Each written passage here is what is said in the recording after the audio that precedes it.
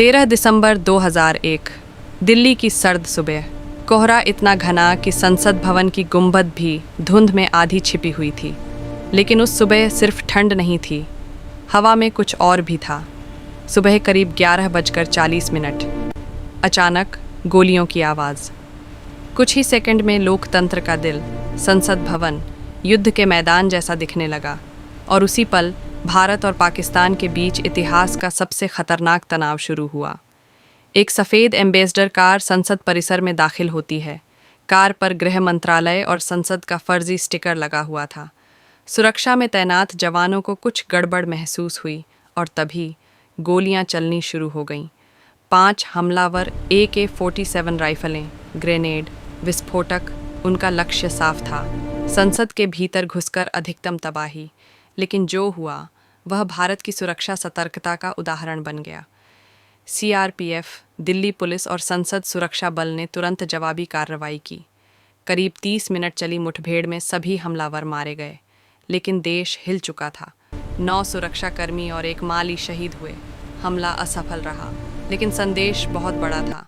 जांच एजेंसियां तुरंत सक्रिय हो गईं, फ़ोन रिकॉर्ड खंगाले गए, सैटेलाइट कॉल ट्रेस हुई, कार की रजिस्ट्रेशन डिटेल निकाली गई।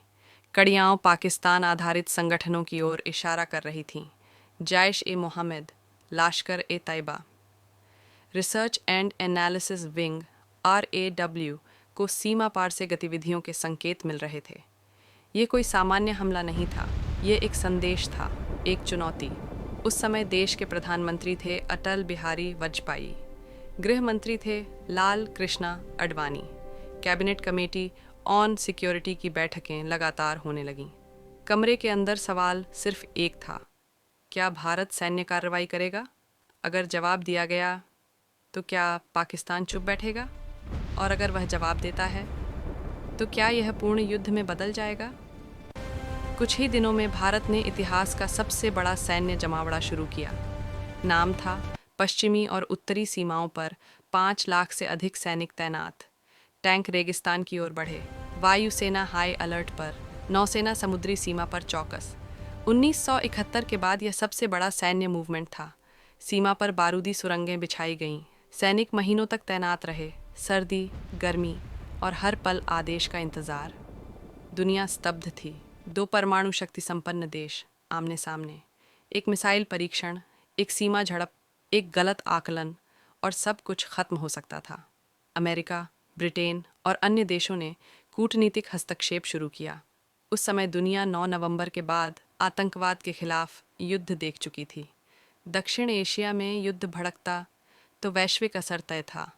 विश्लेषकों का मानना है परमाणु युद्ध का खतरा वास्तविक था। भारत ने कूटनीतिक दबाव बढ़ाया, अंतर्राष्ट्रीय मंचों पर मुद्दा उठाया गया। धीरे धीरे पाकिस्तान ने कुछ संगठनों पर प्रतिबंध की घोषणा की। तनाव कम होने लगा, लेकिन सेना अभी भी तैनात थी, करीब 10 महीने तक। इस दौरान दुर्घटनाओं और बारूदी सुरंगों में कई सैनिक शहीद हुए। आर्थिक लागत भी भारी थी, लेकिन पूर्ण युद्ध टल गया। 13 दिसंबर 2001 सिर्फ एक आतंकी हमला नहीं था, वह एक परीक्षा थी खुफिया तंत्र की, सैन्य तैयारी की और सबसे बढ़कर राजनीतिक संयम की। इतिहास हमें यह सिखाता है, युद्ध सिर्फ गोलियों से नहीं, निर्णयों से शुरू होते हैं। और कभी-कभी सबसे बड़ी जीत वह होती है जब ट्रिगर दबाया नहीं जाता, क्योंकि इतिहास की दिशा बदलने के लिए हमेशा धमाका नहीं चाहिए। कभी-कभी एक ठहरा हुआ फैसला ही काफ़ी होता है।